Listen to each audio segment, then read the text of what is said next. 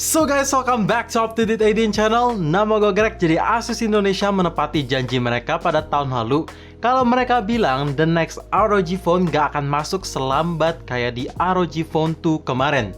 Dan ya, September ini ROG Phone 3 resmi dijual di Indonesia. Jujur, selama 1 minggu pemakaian HP ini susah banget nyari kurangnya. Apakah ini gaming phone terbaik? Well, langsung aja tanpa basa-basi lagi, let's check it out.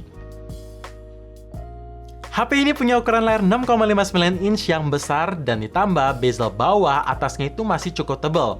Yang gunanya ketika kalian lagi main game dalam posisi landscape, itu gripnya nggak akan ngeganggu atau nggak akan nyentuh layar secara sengaja. Pokoknya buat gaming experience makin mantep.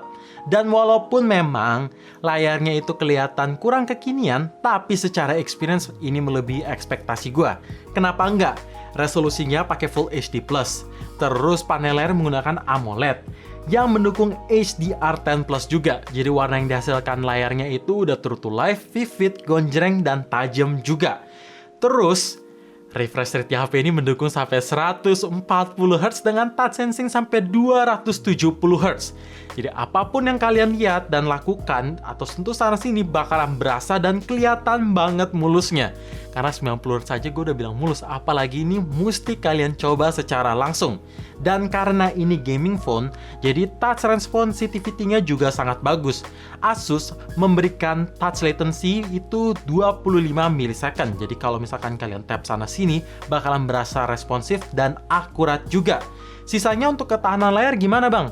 Udah menggunakan Corning Gorilla Glass 6 dan untuk kecerahan layarnya bisa nyentuh sampai 1000 nits yang sangat aman kalau misalkan mau digunain di bawah terik matahari yang sangat cerah. Nice, pokoknya layarnya udah bagus deh. Bahan material yang dipakai HP ini tentu sangat premium. Di bagian back cover menggunakan Corning Gorilla Glass 3 atau kaca asli. Terus di frame-nya menggunakan metal asli juga yang memberikan feels di HP ini sangat solid, premium, dan berasa banget mahalnya. Untuk digenggam lama-lama juga menurut gue masih oke karena pinggir kiri kanan sudah dibuat 3D curve. Lanjut soal desain gimana? Menurut gue ROG Phone itu makin kesini makin kelihatan bagus. Karena ya kelihatan simple, minimalis, nggak terlalu kayak gaming phone, dan kelihatan unik aja dibanding HP-HP yang udah beredar zaman sekarang. Gimana enggak? Di bagian kamera kita bisa lihat memanjang ke kanan, terus ada aksen garis kecil warna-warni, ada logo ROG yang RGB, dan ada transparan kaca itu untuk aerodynamic coolingnya. Iya, jadi kelihatan keren, premium, pokoknya beda lah. Kalau kalian pegang HP ini tanpa casing, gue yakin orang-orang di sana pasti tahu kalau ini HP beda atau HP mahal. ROG. Walaupun ini gaming phone, tapi kamera di belakang tuh membawa triple kamera yang komplit. Primary lens menggunakan resolusi 64MP sensor Sony IMX686 dengan f-stop f1.8. Terus 13MP ultra wide angle dengan tangkapan bisa mencapai 125 derajat. Dan terakhir 5MP macro lens. Untuk hasil foto di kondisi daylight, harus gue bilang untuk sebuah gaming phone ini bagus sih. Detail yang ditangkap udah tajam.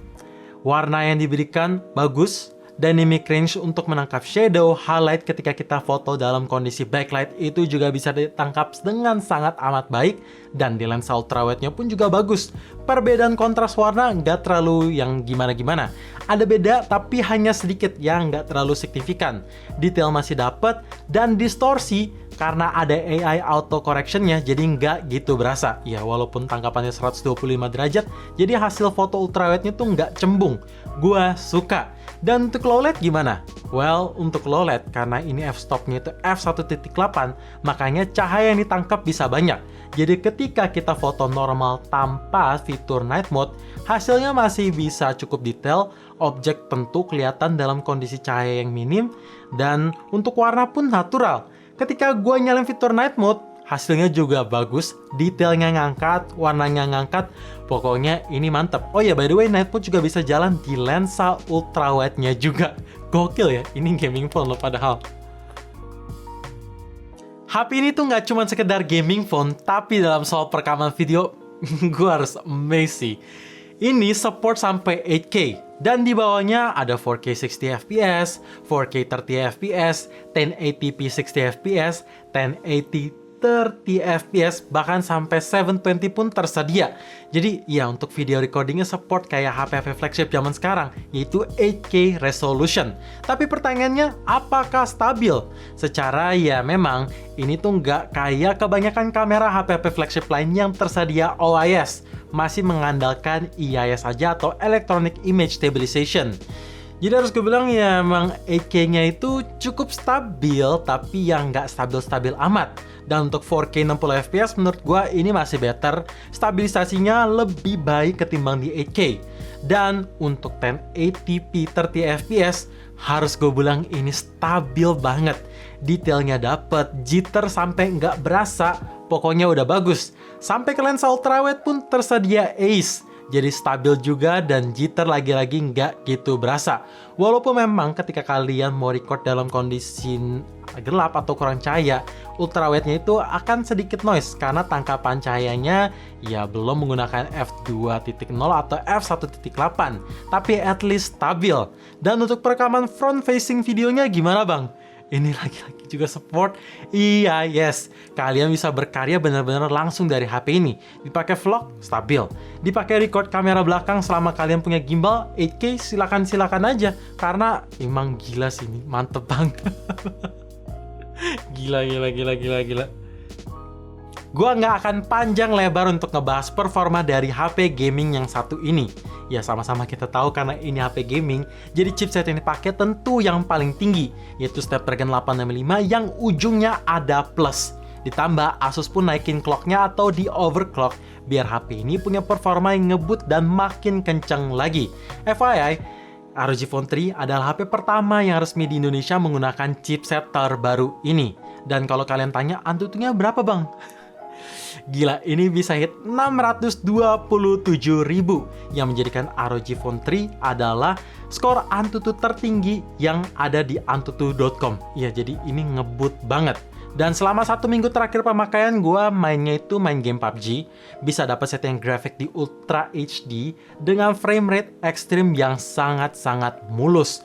Dan ini konsistensi FPS bagus, multitouch tadi gue bilang gak ada masalah, gyroskop lancar, dan ditambah HP ini tuh support 90 fps frame rate. Jadi gue mainnya tuh di smooth 90 fps untuk mengoptimalkan atau lebih ngerasain 140 Hz di HP ini. Dan asli ini mulus banget karena HP-HP yang support game PUBG 90 fps itu masih bisa dihitung pakai jari lah. Dan ini salah satunya, berasa banget mulusnya.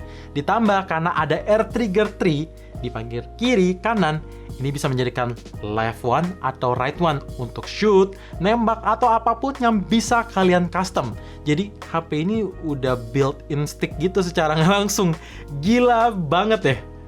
Oh iya, lupa gue mention kalau HP ini punya fitur game mode atau yang dinamain sebagai X mode buat ngatur performance, terus nambahin tweak sedikit fitur-fitur kayak kalian bisa increase touch sensitivity, terus bisa ngatur mau di overclock lewat software lagi? Bisa, tapi dengan catatan kalian harus punya aero cooling 3-nya buat bikin HP ini jadi lebih adem aja. Karena overclock pasti panas, jadi biar HP-nya bisa terjamin aman, yang mesti pakai fan ekstranya. Sisanya kalian bisa record gameplay, record apapun yang kalian mau. Ini sampai live streaming juga bisa langsung dari HP ini. Gokil ya X mode-nya. Gaming phone yang saat ini nggak cuma chipset aja yang ngebut, tapi teknologi pembantu kayak RAM dan ROM-nya tentu pakai yang terkini.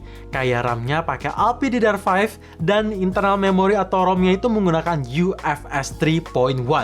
Jadi bisa memberikan tunjangan tenaga yang lebih kencang lagi ke chipsetnya. Jadi istilahnya itu nggak akan bottleneck lah ya. Semuanya sama-sama mendukung. Dan nantinya varian yang masuk HP ini tuh ada dua. Ada 8/128 GB yang gue pegang, dan ada di batch kedua itu 12 per 256 GB. Tapi opsi atau varian manapun yang kalian ambil, teknologi RAM dan ROM-nya menggunakan yang sama, yaitu tadi LPDDR5 dan UFS 3.1. Lanjut lagi, dalam soal multitasking gaming, ini sangat bisa berjalan dengan mulus. Jadi, gue bisa nyobain 2 aplikasi atau 2 game bersamaan, pindah kiri kanan secara langsung tanpa game tersebut ketutup. Iya, saking teknologi yang dipakai itu udah paling tinggi dan RAM yang dipakai juga tinggi, jadi sangat memungkinkan. Ditambah buka tutup aplikasi semua juga bisa berjalan dengan baik. Pokoknya ini HP emang gila sih, beast banget soal performanya. Software di HP ini run di Android 10 dengan tampilan antarmuka menggunakan ROG UI based on Android 10. Jadi 90% user interface di HP ini tuh persis kayak stok Android, which is sangat-sangat bagus. Jadi ketika kalian mau beli HP ini tapi belum pernah pakai Asus ROG ataupun Asus Zenfone, ya bakalan cepet terbiasa karena tampilannya sangat familiar. Bedanya ada beberapa fitur-fitur yang nggak dimiliki stok Android. Contoh, kalian bisa ganti warna tulisan icon-icon di home screen, terus ada 3 themes pilihan kayak 2 tampilan gaming dan 1 lagi klasik. Supaya buat kalian yang mau atau suka dengan tampilan klasik, ya cocok banget sih karena tampilannya ini mirip kayak di Zenfone 6 kemarin. Gue suka lah, pokoknya tampilan antarmuka di HP ini sangat friendly. HP ini masih membawa kapasitas baterai 6000 mAh. Tapi pertanyaannya, apakah awet? Menurut gua, ini cukup awet. Kenapa gue bilang cukup? Karena selama 1 minggu terakhir, gue tuh selalu pilih refresh rate 140Hz, always on display gue nyalain, dan pemakaian selalu menggunakan cellular data bukan wifi. Tapi wifi ada campur kadang-kadang. Dan screen on time yang gue bisa tembus itu, kalau yang pas gue hitung, bisa nyentuh 7 jam 42 menit dengan pemakaian gaming yang cukup santai, kayak 1 jam 40 menit, terus scrolling Instagram berjam-jam, nonton YouTube, dan ya buat foto-foto itu masih bisa bertahan seharian. Tapi kalau misalkan kalian mau awet, saran gue turunin aja refresh rate ke auto select atau bahkan pilih yang 90Hz aja. Karena masih tetap mulus kok, biar menambah extra battery life aja. Tapi intinya menurut gue ya ini cukup awet. Tapi kalau misalkan kalian main game terus bisa nyentuh 4 jam aja sih, wajar. Karena kan chipsetnya ngebut, jadi perlu power consumption yang ekstra. Apalagi ketika kalian pilih opsi 140Hz. Gak cuma baterai yang besar aja, tapi dalam soal ngecharge ini juga ngebut. Karena support 33 watt hypercharge. Yang bikin pengisian daya isi ulang dari angka 11 ke 100% itu makan waktu 1 jam 33 menit aja untuk kapasitas baterai 6000 mAh loh ya. Jadi ngebut. Dan yang gue suka sama ROG Phone, Asus selalu memberikan 2 port Type-C sekaligus. Satu di bagian bawah normal dan satu lagi di bagian kiri. Iya, jadi ketika kalian lagi main game terus perlu ngecharge, gak usah ngecharge dari samping kanan atau nyolok dari samping kanan, tinggal nyolok di samping kiri. Jadi ketika dalam mode landscape, itu kabelnya gak akan ngeganggu grip kalian. Keren sih, jadi main game makin nyaman. Gue suka, tapi yang perlu gue ingetin, karena di bagian side portnya itu ada penutup rubbernya yang susah dibuka, plus ini kecil, jadi jangan taruh sembarangan ya, karena kalau hilang, ya berabe. Untuk sistem unlock juga masih membawa fingerprint in display. Ya secara HP ini menggunakan panel AMOLED yang performanya ini cepat karena sekali tap bisa langsung masuk plus akurat juga. Dan untuk face recognition-nya gimana? Menurut gua ya cukup cepat, tapi gue prefer ke fingerprint-nya aja karena lebih cepat lagi unlock-nya. Kalau kita ngomongin speaker di HP ini, gue cuma bisa bilang kualitas suaranya itu nampol banget.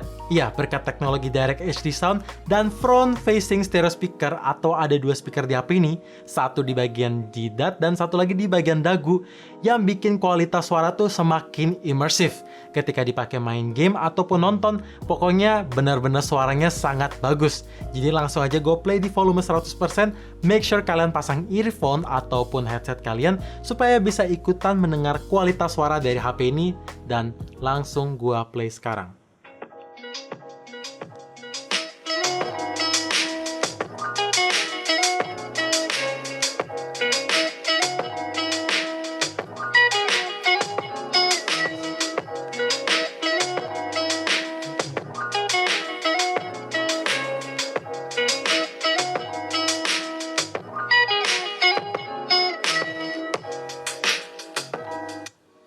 Gimana? Dan nggak sampai di situ aja. Dalam soal audio, Asus pun membawa quad microphone with Asus Noise Reduction. Jadi untuk ngeblok suara angin dan untuk menangkap suara kalian lebih detail lagi kayak gini. Coba komen gimana kualitas speaker atau kualitas mikrofon dari HP ini. Keren kan? Karena panel layar di HP ini menggunakan AMOLED, jadi fitur Always On Display pun tersedia buat ngelihat tanggal, ngelihat baterai, ngelihat jam, sampai ke notifikasi yang masuk tanpa harus pegang HP tersebut. Dan nggak sampai di situ aja, kalian tentu bisa custom Always On Display-nya sesuai preferensi. Plus, Asus masih kasih LED notification buat memberikan tanda ketika baterai udah rendah atau perlu di-charge, itu akan nyala lampu warna merah. Dan ketika baterai udah hit full 100%, akan nyala warna hijau. Jadi always on display plus ada LED notification. Komplit banget. Gaming phone tanpa koneksi yang bagus sama aja bohong. Makanya Asus kasih 4 antena sekaligus di bagian belakang HP ini.